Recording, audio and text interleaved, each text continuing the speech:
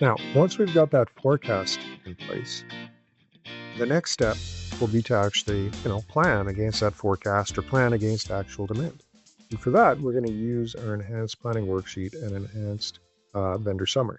So this vendor summary, this is where I mentioned earlier, if you're in a distribution environment and a manufacturing environment, this helps pretty significantly, right? So if I open this up, what this is doing is for my vendors, so the vendors, there's the my vendors list you can maintain.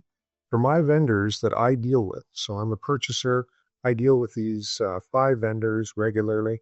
So I'm keeping track of what I'm planning to purchase from those vendors. So I've got a bit of a running total here. So the enhanced planning worksheet can run, behind the scenes every hour or every day or whatever it is, and accumulate, sort of those purchases that I want to make from this particular vendor. Maybe I only buy from this guy once a week. During that week, we can accumulate those purchases. I can see which purchases I've approved, which ones I still need to look at, and what I'm planning on buying from that vendor so far, and have I met my prepaid thresholds. So I haven't met it on cost, and I haven't met it on weight yet. So this gives me a nice little overview at a vendor level, about what I need to do.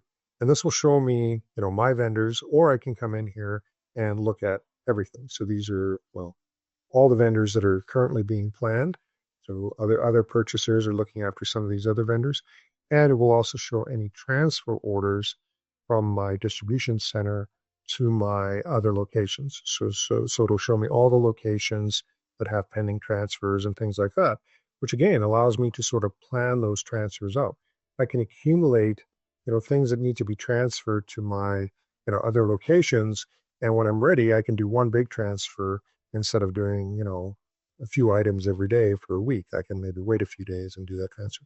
So a really nice little overview here showing me what's going on with the different vendors. And here's one that, we do have a prepaid of $500 that met that, so it's green. So I might want to come in here, hit the planning worksheet button, and actually create the purchase orders for this vendor. So it gives me a nice little dashboard for managing my purchasing. Very good if you have multiple purchasers and each purchaser, is responsible for a specific number of vendors or responsible for a specific location as well. Okay. All right. Now, again, from here, I can hit the planning worksheet and open it up directly just to see, the purchases for this vendor, carry them out, and away I go. But I'm just going to back out and I'm going to jump into the planning worksheet without any filters turned on. When I say planning worksheet, of course, I mean the enhanced planning worksheet. And if you look at it like this, without looking too closely, this is basically the same as, the standard planning worksheet or requisition worksheet in Business Central. And incidentally, if you're using the requisition worksheet, don't use the planning worksheet instead. And if you're using the planning worksheet, use the enhanced planning worksheet instead. Why? Well, first of all, it's free, so there's no cost to doing it unless you have multiple people using it simultaneously. And second of all, it gives you a lot more capability in your planning. So I'm going to talk about purchase planning first, and then we'll talk about MRP as well. So, well, actually, first I'll talk a little bit about what's in it, and then we'll go through some examples here. So I've already run a plan here, and based on that, we can see, some details here, right? So if I look at this, I've got this nice little fact box that gives me my supply demand overview, right? So I can see what's, on hand, what's coming in, all that sort of thing. And then I can see my demand, like how many we're selling, all that sort of thing, and my leftover quantity at the end if we carry out, the plan here. And there are a number of settings that you can set for, what type of demand you want to include in there.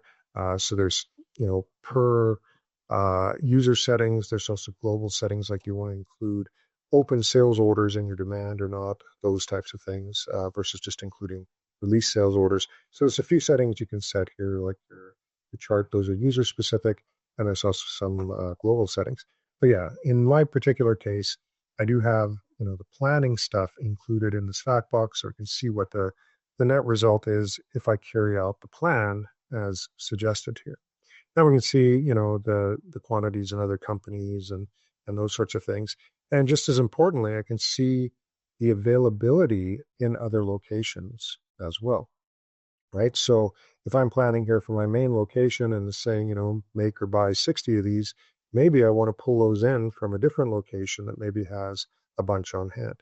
So on hand is, of course, what they have on hand. Future availability is my availability based on incoming POs and less sales orders and all that kind of stuff as well. So that's the availability calculation. A nice little tool here.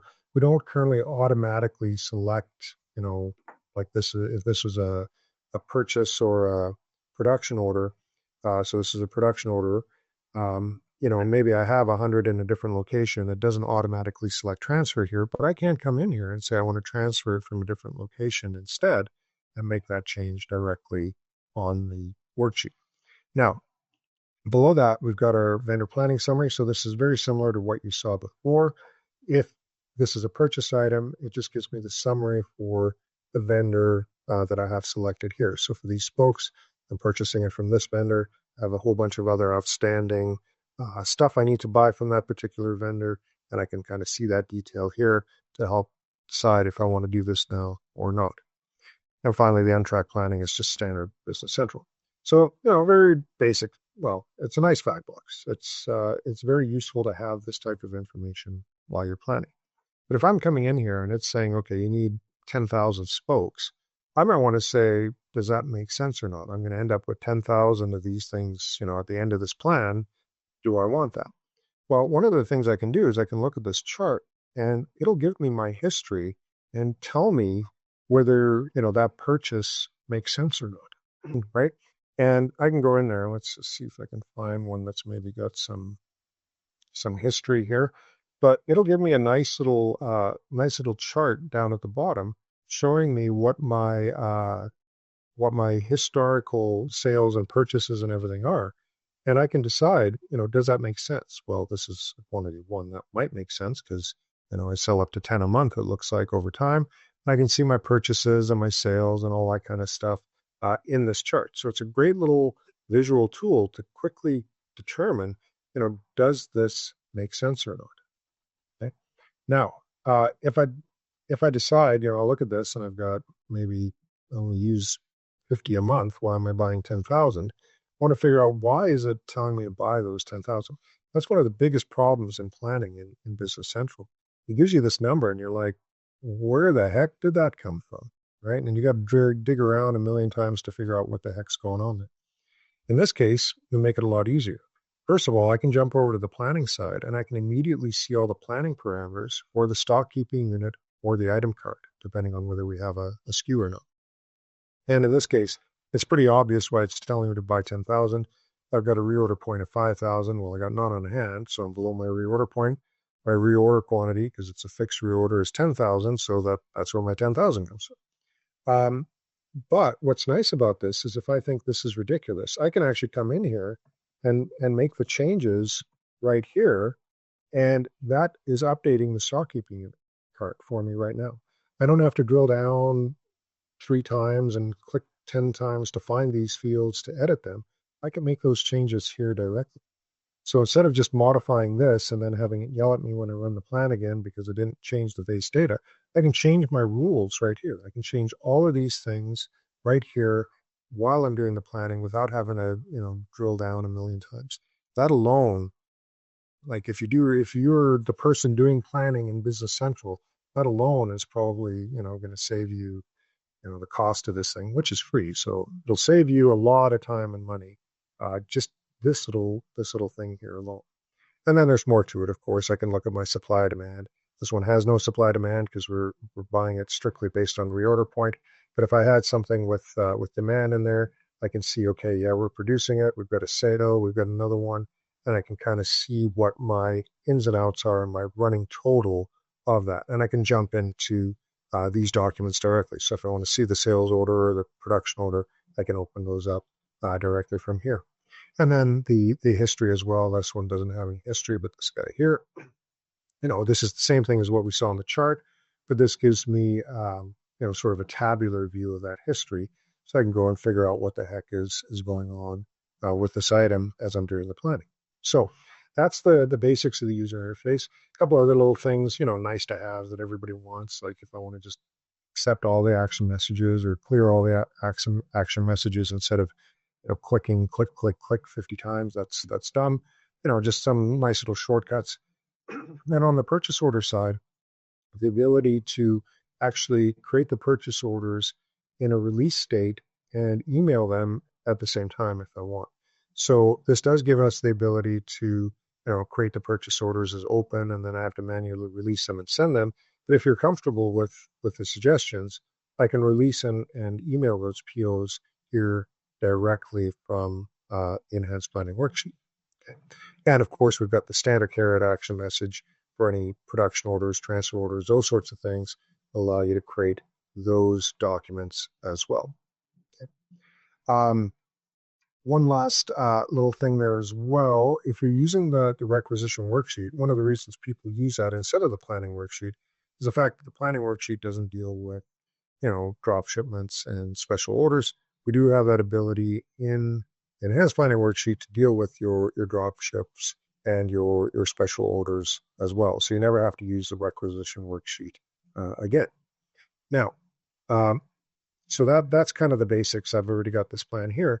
But to generate this particular plan, actually, I'll show you one last thing, which is kind of nice, is the ability, which you don't have in the standard planning worksheet within Business Central, is the custom views, where I can come in here and I can have sorting on multiple columns. I can filter on multiple columns. I can do all those sorts of things. So standard planning worksheet doesn't actually allow you to sort by the columns. You can filter, of course, but this gives me a lot more flexibility. We have a video online that kind of shows you how to manage these views and everything else. It's all done within this menu. But you can create custom views, like if I want to filter on just a specific vendor and sort by weight or whatever it is, or sort by price and then weight, or whatever you want to do. You can do that using these saved views. So that's kind of a nice feature that's available in a number of our solutions. Now, let's get back to sort of some of the nuts and bolts. So there's two ways you can generate the plan that you see here, the suggestions that you see here. The first one is the regenerative plan. That is the standard Business Central planning logic. Okay, so this is exactly what would happen if I went into the base Business Central planning worksheet or even requisition worksheet and ran it. I would get this. Requisition worksheet's a little different, but if I go into the planning worksheet, I would get this, and the logic works exactly the same way, with one minor exception. This is showing maintenance here. If you're using our maintenance manager product for asset maintenance, we can also plan your maintenance purchases and maintenance tasks here at the same time, where you may want to plan your maintenance work orders in conjunction with your production work orders on the planning worksheet. At any rate, we come in here, we run the plan, and again, if you're using the Enhanced Forecasting Worksheet, you'd specify the forecast, and now we close the loop. We forecasted everything out, and now we're planning against that particular forecast. So I'd run this. It works exactly the same way Business Central does, gives you my suggestions, and I'm good to go. As you probably know, if you're using that, it gets very messy, very noisy, and in a production environment, that's probably what you want to use, is the regenerative plan, because it is very focused on the dates of your supply and demand, which is important if you're building stuff for customers. The other option that we have is calculate purchase plan. This one is ideal for distribution environments, but it also works well for manufacturing manufacturing environments. And what it does a little differently is it has its own logic for calculating out those plan suggestions, and it does technically plan, assemblies and production and everything, but just at the top level. It's really meant for planning out purchasing is what it's for, right? And so it's very fast. You can run 100,000 SKUs through this in a couple of minutes, which might be, an hour in the standard Business Central. So that's one of the big advantages. The biggest advantage, though, is that it doesn't generate all the noise of the standard planning worksheet. So you don't get all the new cancels and reschedules and change quantities and everything else. And the reason for that is it doesn't really look at the dates. It looks at the dates for the forecast, because you don't want to forecast out the next year. You might only want to forecast out the next couple of months.